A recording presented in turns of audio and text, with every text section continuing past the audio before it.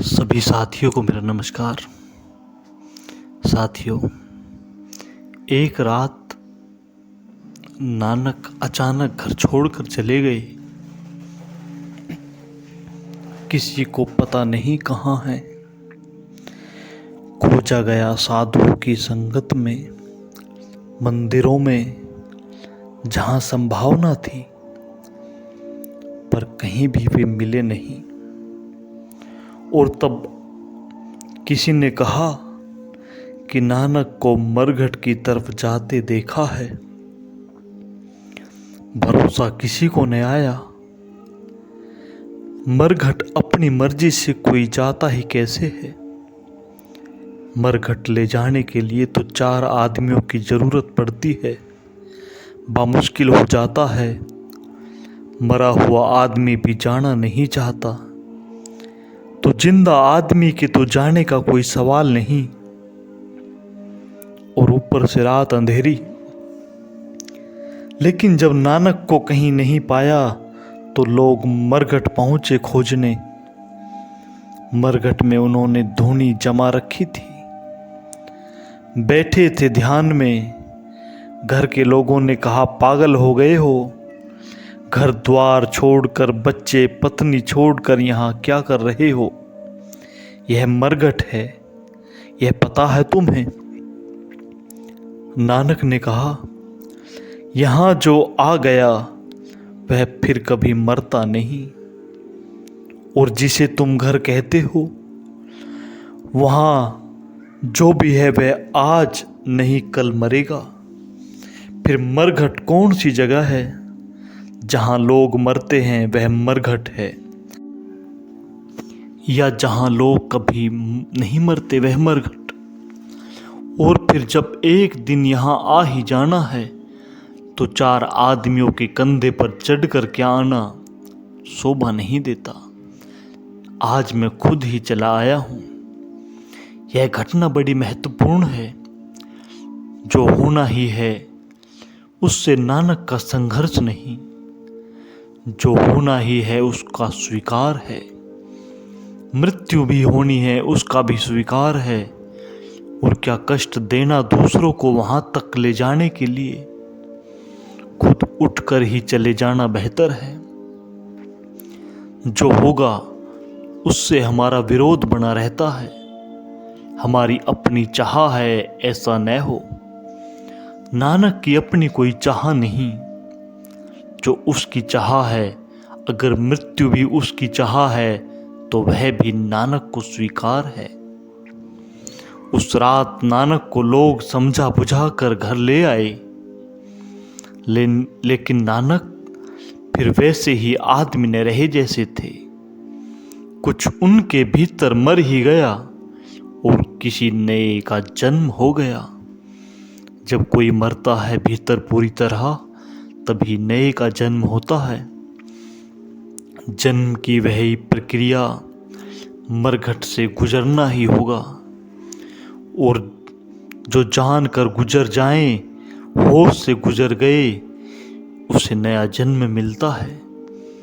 वह नया जन्म नया शरीर का जन्म नहीं, वह नया जन्म नई चेतना का आविर्भाव है।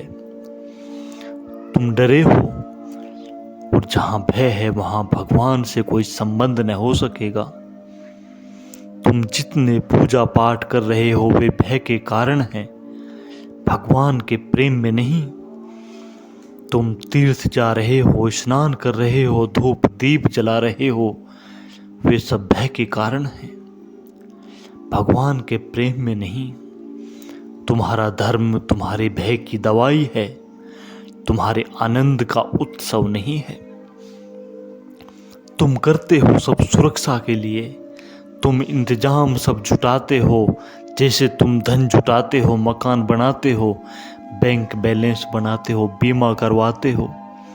ऐसा ही भगवान भी तुम्हारा बीमा है। तुम्हारे तीर्थ, तुम्हारे स्नान, तुम्हारे पूजा पाठ सब तुम्हारी सुरक्षाएं हैं भय की। और भय से कभी कोई उस तक नहीं पहुंचा। भय कोई पहुंचने का ढंग है, भय तो टूटने का ढंग है। प्रेम जुड़ने का ढंग है। भय से तो दूरी होती है, प्रेम से निकटता होती है। और प्रेम और भय कभी भी नहीं मिलते। जब भय पूरा छूट जाता है तब प्रेम का उदय होता है। जब तक भय बना रहता है तब तक तुम घृणा कर सकते हो, घृणा को साज संवार सकते हो, लेकिन प्रेम नहीं कर सकते। कैसे तुम प्रेम करोगे? जिससे तुम भयभीत हो, जिससे भय है, उससे तुम संघर्ष करोगे। समर्पण कैसे करोगे? और अगर समर्पण भी करोगे तो वह भी संघर्ष की ही एक नई तरकीब होगी कि चलो शायद इससे ही भय से छुटकारा हो जाए। लोग तीर्थ जा रहे हैं, स्नान कर रहे हैं। इस स्नान में कोई उत्सव नहीं है, केवल पापों से छुटकारे की आकांक्षा है। जो बुरा किया है सोचते हैं गंगा में स्नान से बह जाएगा, लेकिन बुरा तुमने किया है और गंगा में स्नान से कैसे बह जाएगा? गंगा का दोष क्या है तुम्हारी बुराई में? बुरा तुम करोगे, गंगा किस लिए धोने को बहती रहेगी? और बुराई तुमने जो की है वह शरीर की तो नहीं, चेतना की है। गंगा का पानी उस चेतना को छू भी कैसे पाएगा? हाँ, तुम गंदे हो, गंगा में स्नान से स्वच्छ हो जाओगे। धूल लगी है शरीर पर, गंगा धो देगी। लेकिन धूल लगी है तुम में, वह शरीर पर लगी नहीं है, तो गंगा क्या करेगी? शरीर को धोने के लिए तो गंगा ठीक, आत्मा को धोने का वह कोई उपाय नहीं है। कोई और गंगा खोजनी पड़ेगी। पुरानी कथा है कि एक गंगा तो जमीन पर बहती है और एक गंगा स्वर्ग में। तुम्हें स्वर्ग की गंगा खोजनी पड़ेगी, क्योंकि पृथ्वी की गंगा शरीर को छुएगी, पृथ्वी की है, शरीर तक उसकी पहुंच है। स्वर्ग की गंगा तुम्हें छुएगी, तुम्हें धो देगी। लेकिन स्वर्ग की गंगा तुम कैसे खोजोगे? कहाँ खोजोगे? ये सूत्र स्वर्ग की गंगा को खोजने के लिए कहे गए हैं। यदि मैं उसको भा गया तो मैंने तीर्थों में स्नान कर लिया। उसको भा जाना स्वर्ग की गंगा की खोज लेना है। उसको भा जाना बड़ा गहरा सूत्र है, इसे समझने की थोड़ी कोशिश करो। एक तो तुम उससे भाओगे तभी जब तुम उसके विरोध में नहीं खड़े हो। तुम उसे भाओगे तभी जब तुमने सब भांति अपने को उसमें लीन कर दिया। तुम उसे भाओगे तभी जब तुम्हारा कर्ता भाव मिट गया है। परमात्मा करता है, तुम निमित्त हो, बस तुम भा जाओगे। लेकिन अभी तो तुम्हारे भीतर धुनी बजती है कि मैं करता हूँ। पूजा भी करते हो तो भी करता तुम ही रहते हो, तीर्थों में स्नान करते हो तो भी करता तुम ही रहते हो, दान करते हो तो भी करता तुम ही बने रहते हो। यह सब व्यर्थ है। स्नान भी व्यर्थ गया, दान भी व्यर्थ गया, पूजा बेकार हुई, क्योंकि कर्ता का भाव अभी तुम सोचते हो मेरा है। धार्मिक व्यक्ति में और अधार्मिक व्यक्ति में एक ही अंतर है। धार्मिक व्यक्ति के लिए कर्ता परमात्मा है, अधार्मिक व्यक्ति के लिए कर्ता वह स्वयं है। मेरे किए कुछ हो सकता है, यह भाव ही अधर्म है। उसके किए ही सब हो रहा है, यह भाव धर्म है। तुम उससे प्यारे हो जाओगे। तुम अपने ही हाथ से उसकी तरफ पीठ किए खड़े हो। तुम्हारा कर्तापन ही तुम पीठ किए हो। जैसे ही तुम कर्तापन छोड़ोगे, सम्मुख हो जाओगे, विमुखता मिट जाएगी। तुमने किया क्या है? न जन्म तुम्हारा, न जीवन तुम्हारा, न मृत्यु तुम्हारी, सब वही कर रहा है। लेकिन बीच के अंतराल में तुम अपने कर्ता होने का भाव जुटा लेते हो।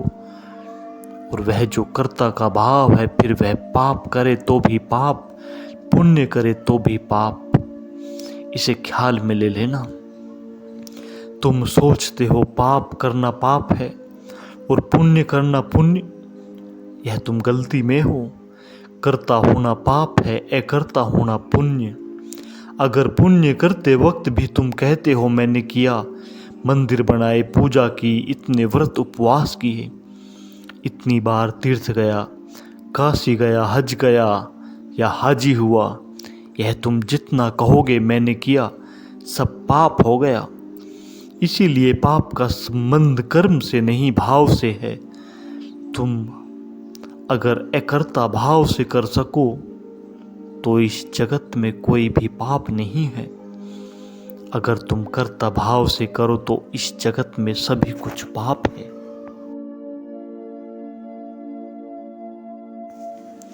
कृष्ण अर्जुन को गीता में यही कह रहे हैं कि तू कर्ता भाव छोड़ दे और वह जो करवा रहा है वही कर, उसकी जो मर्जी वह होने दे।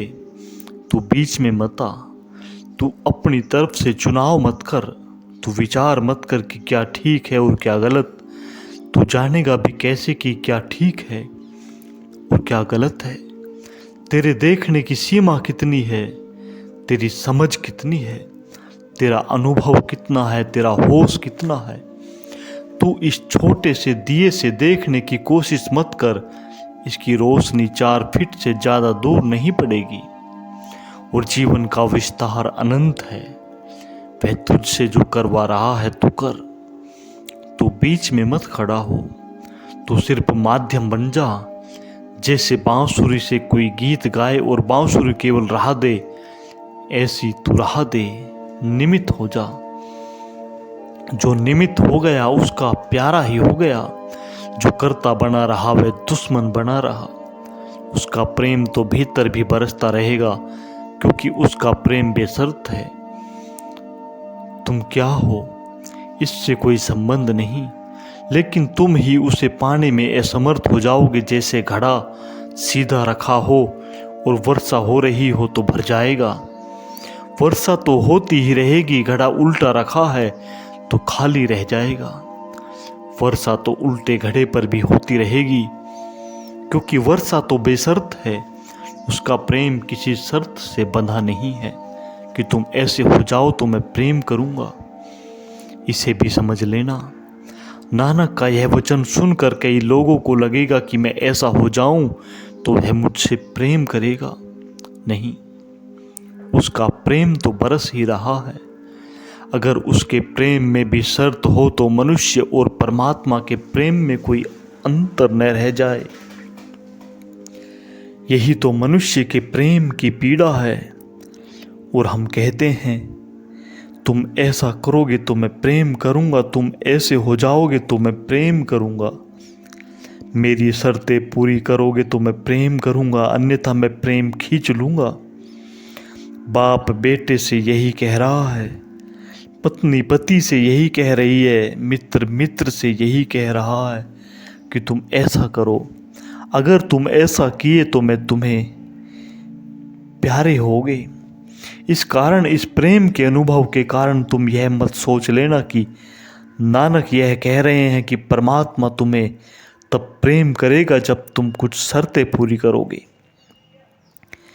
उसका प्रेम तो बरस ही रहा है। शर्तें पूरी करोगे तो तुम सीधे घड़े की भांति हो जाओगे। उसकी वर्षा हो रही है, भर जाएगी, तुम लबालब हो जाओगे, तुम बहने लगोगे भरकर। न केवल उसका प्रेम तुम्हें मिलेगा, तुमसे औरों को भी मिलने लगेगा। गुरु हम उसी को कहते हैं जिसका घड़ा इतना भर गया परमात्मा के प्रेम से कि अब समाता नहीं, और वही औरों के घड़ों पर भी बहने लगा। गुरु का मतलब ही इतना है कि जिसकी अपनी ज़रूरत पूरी हो गई, जिसकी चाह बुझ गई, जिसकी तृष्णा शांत हो गई, जिसका घड़ा इतना भर गया कि वह अब देने में समर्थ है, वह अब न दे तो क्या करे। जैसे बादल जब भर जाए पानी से तो बरसेगा, हल्का होगा, जब फूल भर जाए तो गंध से तो गंध बिखरेगी। ऐसे ही जब तुम्हारा घड़ा भर जाएगा उसके प्रेम से, तुम्हारे चारों तरफ बटने लगेगा, बहेगा, और उसकी वर्षा का तो कोई अंत नहीं। एक बार तुम्हें पता चल जाए कि सीधे होने से भरना शुरू हो जाता है, वह वर्षा तो होती ही रहती है। तुम कितना ही उलझो, 1000 हाथों से उलझो तो भी उलझ न पाओगे। तो यह ख्याल रखना कि नानक जब ये कह रहे हैं तो उनका प्रयोजन तुमसे है। यदि मैं उसको भा गया तो मैंने तीर्थों में स्नान